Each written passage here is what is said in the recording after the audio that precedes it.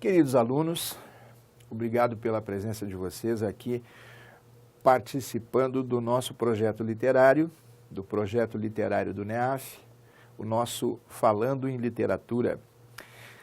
Agora eu vou apresentar para vocês, não são todos, tá, gente? Mas eu vou apresentar a vocês alguns autores do primeiro tempo modernista, tá certo? João, por que não todos? A gente tem que escolher os mais representativos, né? Não tem outra solução, tá bom? E é bom para você conhecer a cara dessas pessoas também, né? A cara dessas pessoas. Esse primeiro é a cara de São Paulo, né? Mário de Andrade morava na Rua Aurora, aqui no centro, aqui pertinho de onde eu estou, né? Pertinho da sede do NEAF. O NEAF fica aqui na Rua São Luís, a Rua Aurora fica aqui pertinho, né? Hoje em dia lá há vários sebos, né, de livros e tal. O Mário de Andrade morava ali, né? É a cara de São Paulo. Ele é um paulistano apaixonado pela cidade. O Mário de Andrade era músico, formado em conservatório de música, né? E foi um grande nome da literatura brasileira. Um grande nome da literatura brasileira. João, eu já li, não gostei. Tem muita coisa boa, gente, tem muita coisa boa, né? Eu, particularmente, João, Marcos, não tenho muita simpatia pela produção poética do Mário de Andrade, mas, mesmo assim, há poemas belíssimos, há poemas muito importantes no quadro da literatura brasileira contemporânea, né? Para mim, João, né, a grande obra do Mário de Andrade é o Macunaíma, o herói sem nenhum caráter. O subtítulo do Macunaíma já é muito interessante, né? Porque heróis costumam ter um caráter grandioso, né? O Mário de Andrade criou um herói brasileiro chamado Macunaíma, né? Traduzindo, significa azar, má sorte, né? Mau destino, alguma coisa assim. Macunaíma criou um herói brasileiro, né? Mestiço, a cara do Brasil. E o subtítulo da obra é O Herói Sem Nenhum Caráter, né? Isso já subverte de cara a forma tradicional como se veem os heróis. Porque heróis têm um caráter grandioso, né? São indefectíveis, são implacáveis, invencíveis. E ele criou um herói que era um esbirro, né? Era um arremedo de gente. É muito interessante. Um dia, se você puder ler, é legal. Numa antologia que eu preparei, nós vamos ler um trecho, tá bom? Para você conhecer as obras mais representativas, né? O primeiro livro é anterior, inclusive, à Semana de Arte Moderna, chama-se Há uma Gota de Sangue em Cada Poema. Tem um título até meio romântico ainda, né? Pauliceia Desvairada é a primeira grande obra do Mário de Andrade e o nome já diz, né? É um retrato da São Paulo do início do século. Uma São Paulo dedicada ao trabalho, à produção, ao progresso, né? Por meio do trabalho, uma cidade desvairada, né? João, é até hoje, né? Claro que é legal por isso. Losango Caque, de 1926, Clã do Jabuti, um título brasileiríssimo, né? Remate de Males, de 30, As Poesias Reunidas, em 41, e um outro livro bem paulistano, o nome já diz, Lira Paulistana, de 1946, Mário de Andrade. O Mário de Andrade, curiosamente, foi um pesquisador da arte popular e do folclore brasileiros, né? Ele empreendeu várias viagens pelo interior do Brasil, pesquisando ritmos, pesquisando as manifestações populares no âmbito da música, né? Ele era um desbravador, o Mário de Andrade. Vamos ver aí, ó. 2 romances, o Macunaíma, gente, não é bem um romance, né? Ele mesmo disse, o Mário de Andrade, que se tratava de uma rapsódia. Rapsódia é uma composição musical com temas populares, né? Ele disse que não se tratava de um romance, sim de uma rapsódia, né? conferindo à sua obra um caráter folclórico, popular e musical. Tá? São dois romances, O Amar, Verbo Intransitivo, de 27, e O Macunaíma, de 28. Tá? Amar, Verbo Intransitivo virou até filme, é um bom filme, viu? É um bom filme. É a história de um menino apaixonado pela governanta, pela empregada. E eles têm um caso de amor, né? Numa família burguesa, né? da burguesia rica de São Paulo. Né? Imagine um filho da alta burguesia, né? Filho de um industrial,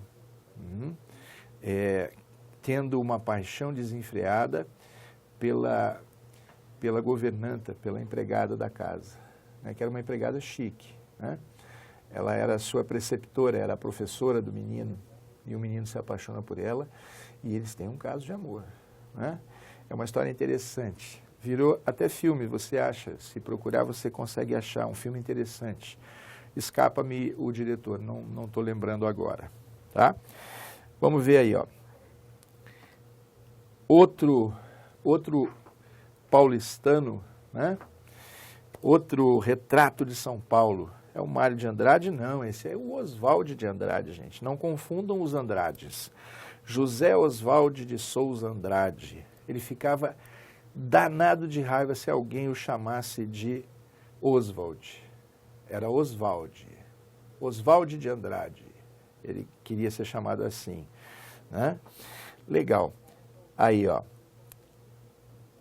O primeiro livro de poemas chama-se Pau-Brasil. Né? O segundo eu acho muito legal, chama-se Primeiro Caderno de Poesia do aluno Oswald de Andrade, de 1927, e depois uma edição póstuma, né, com todos os poemas, poesias reunidas, uma edição póstuma. Eu ganhei de um grande amigo meu, né, porque eu também sou metido a fazer versos, eu ganhei de um amigo meu há uns 25 anos, mais ou menos, né, um presente de aniversário. Ele mandou, ele próprio construiu, né, um caderno, né, e botou, né, na capa ele botou não sei como é que eu chamo isso, uma espécie de cartão, né, com o nome, Primeiro Caderno de Poesia do aluno João Marcos. Claro que fazendo uma alusão ao Primeiro Caderno de Poesia do aluno Oswald de Andrade. Nesse título tem uma coisa interessante, gente, que é uma certa consciência de que é um poeta começando. É o primeiro caderno de poesia do aluno. Quer dizer, um aluno de poesia, né? Ainda está aprendendo. Bacana? Vamos passar para frente. Olha aí, ó. O Oswald foi o mais irreverente de todos eles, né? Do primeiro tempo modernista. Ele era um brigão, rebelde. Aqui, ó. Dois romances importantíssimos. Memórias Sentimentais de João Miramar, né, que é uma prosa cubista, feita de fragmentos da realidade. É muito bacana, muito interessante. Memórias Sentimentais de João Miramar. E o outro livro, um pouco mais maduro, né, que também utiliza a mesma técnica cinematográfica de flashes da realidade, chama-se Serafim Ponte Grande. Vale a pena conhecer os dois. Eu gosto mais do primeiro, do Memórias Sentimentais de João Miramar. É uma obra fantástica, não muito conhecida por nós brasileiros, né, mas muito conhecida fora do Brasil, né, e tida como uma prosa cinematográfica, que por alguns é chamado de prosa cubista, né, que trata a realidade fragmentadamente aos pedacinhos para que depois se monte com esses pedacinhos, com essas peças, um mosaico maior. Vamos indo. Os manifestos do Oswald, né? Dois manifestos importantíssimos. O Manifesto Pau-Brasil, de 25, e o mais importante, mais mesmo, é o Manifesto Antropófago, né, em que ele propõe todos os fundamentos do que devesse ser, né, uma nova arte brasileira. Tá? O princípio fundamental é o seguinte: nós não temos que destruir o que vem de fora. Nós temos que, de forma canibal e antropofágica, comer o que vem de fora, assim como os índios comeram o bispo sardinha, assim como os caetés comeram o bispo sardinha. Só que nós temos que comer, deglutir o que vem de fora, digerir o que vem de fora, jogar fora o que não presta e aproveitar o que seja bom. Esse é o princípio fundamental. Não é simplesmente dizer não ao que vem de outros países, de outras literaturas, de outras formas de conceber a arte. Nós temos que aprender e transformar, absorver e transformar, digerir e não copiar, né, como fazíamos antes, né, copiar os romancistas franceses, os romancistas ingleses, copiar os poetas franceses. Não, copiar não. Deglutir, absorver e transformar. Esse é o princípio fundamental da antropofagia oswaldiana, tá bom? Vamos lá. No teatro, né, O Rei da Vela e a Morta. O Rei da Vela é uma peça famosíssima, famosíssima. Foi montada pelo José Celso, né, Martinez Correia. João aquele doido é genial, né? Ele montou O Rei da Vela, fez uma montagem revolucionária e que marcou o teatro brasileiro, né? Peça do Oswald de Andrade. Vamos indo aí. O senhor Manuel Carneiro de Souza Bandeira Filho, conhecido como Manuel Bandeira, olha lá, durou muito, hein? Ele dizia que não ia durar muito e falava de morte o tempo todo, mas durou bastante. De 1886 até 1968, o velho Bandeira.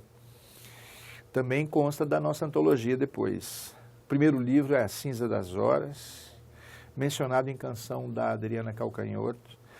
Carnaval, de 19, O Ritmo Dissoluto, de 24.